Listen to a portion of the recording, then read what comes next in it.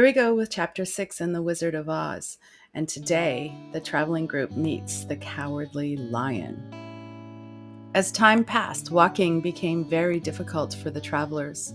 They were still on the yellow brick road, but there were so many leaves and branches blocking the way. They were still in a dense forest. They did not see birds anymore, but Dorothy heard frightening sounds of wild animals. The sounds made her feel afraid. Even Toto was afraid. He did not even bark. He stayed close to Dorothy. "How much longer will we be in this forest?" asked Dorothy of the Tin Woodman.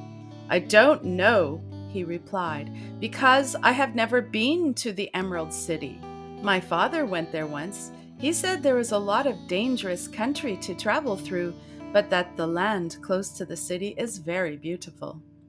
Just as they were speaking, a terrible roar came from inside the forest, and the next moment a great big lion jumped out in front of them.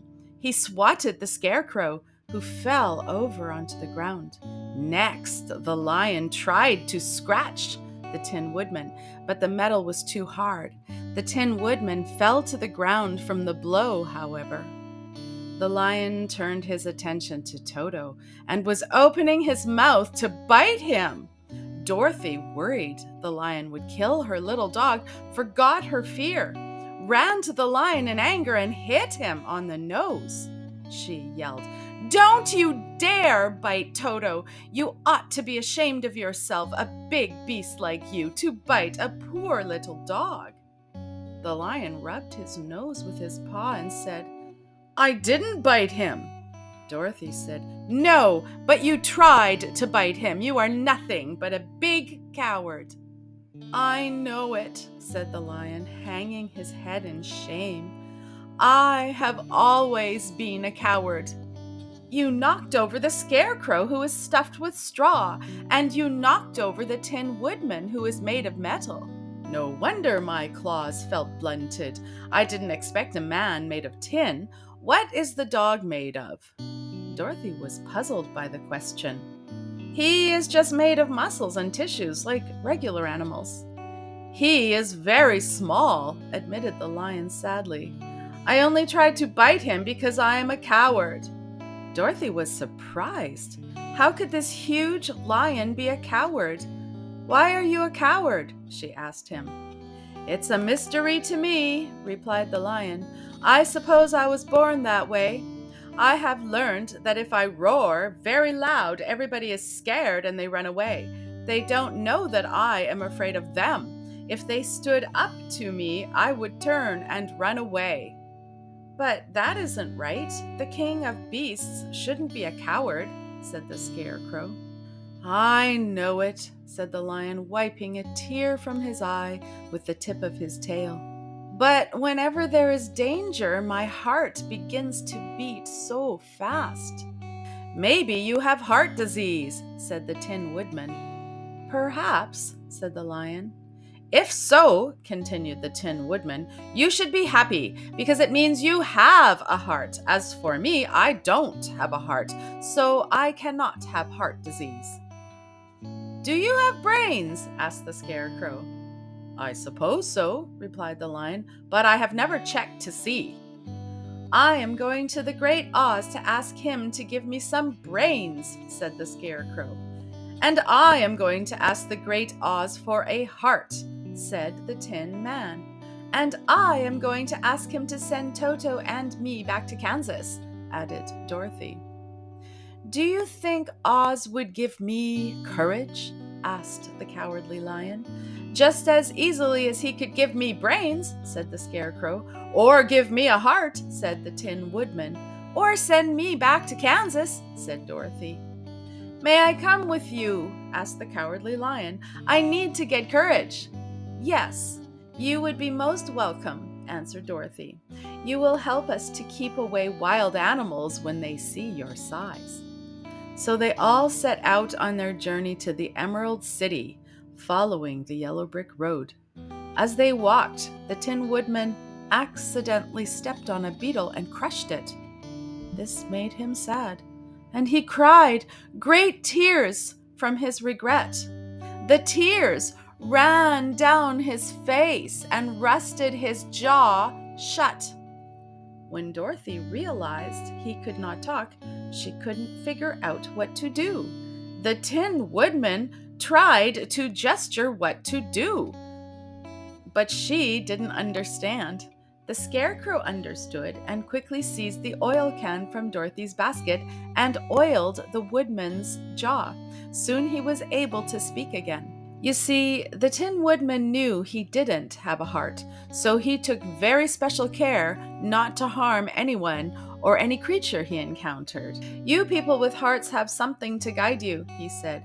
You need never do wrong. But I have no heart, so I must be careful. When Oz gives me a heart, I won't have to mind so much.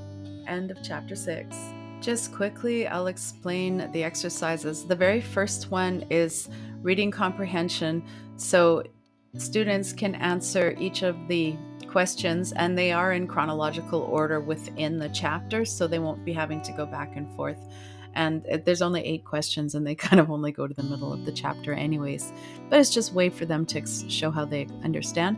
Exercise 2, it's in conjunction with the lesson that's coming up for grammar, using the words going to indicate future tense or something that will happen later. So the example I give is the elephant is going to pick up the carrot with its trunk. They can use going to. First, they read selection 20, which has a lot of that. In selection 20, it says, I am going to the Great Oz to ask him to give me some brains, and I am going to the Great Oz for a heart, etc. So going to is being used. Students will create 3 sentences where they practice using going to and any subject they want. So it can be I am going to, or my friends are going to. By the way, today's exercises aren't super beginner, not for very young students at all. They're more on the intermediate level. Exercise 3, using the word irony and thinking about it. I wanted a simple explanation, so I just wrote, irony is when an event seems exactly opposite or contrary to what you would expect. It sometimes can be funny as a result. The example here is a spelling bee. Trophy has a plaque on it that says, Spelling Bee first place winner, where the word spelling is spelt wrong with only one L. So that's funny. It says to reread 26 and find an example of the irony. It's the passage where, if you go back, is where the Scarecrow knows what to do despite not having a brain, when in the moment Dorothy's not able to figure out what it is that the Tin Woodman needs. And by the way, the Tin Woodman crying tears of sadness over stepping on a beetle shows that he has the sentiments that one would have with a heart, right? So there's irony there as well. But for the particular selection of 26, it is the Scarecrow not having brains but able to think of what to do. The grammar lesson, as I said before, is going to. So at first I have just a little box here showing how you would conjugate going to with the verb to be in the present tense, but indicating future as going to will do. First, it's explained that going to would be placed right in front of the main verb of the sentence. So my example, my cousins are going to take tennis lessons this summer. Going to is right in front of the main verb take. So to practice finding the main verb, the students can first read the 5 sentences that are following and find the main verbs. So for example, the first sentence, the dog is going to bury his bone in the backyard. Bury is the main verb. Exercise 2 is a little bit nuanced, where students can read the sentences above from exercise 1, and they have the option of pronouncing going to as gonna, because a lot of people speak that way, which is fine. We just don't write it that way. So you can explain how sometimes the way things are written and the way things are pronounced are different. They are gonna eat spaghetti, right? As opposed to they are going to eat spaghetti.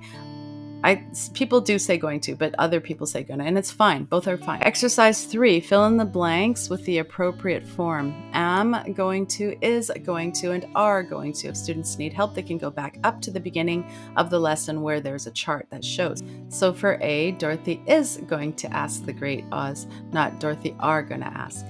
The Tin Woodman is going to ask, but if you go down to F, I am going to, or I am gonna. For exercise 4, we take the sentences above and we turn them into questions by simply taking the auxiliary verb and putting it in the front of the sentence. That's all you have to do. The rest is just copied out. So let's take F for example. I am gonna study hard for the test. So instead of I am going to study hard for the test, you take the am and you put it in front of the I. It becomes, am I going to study for the test? That's it.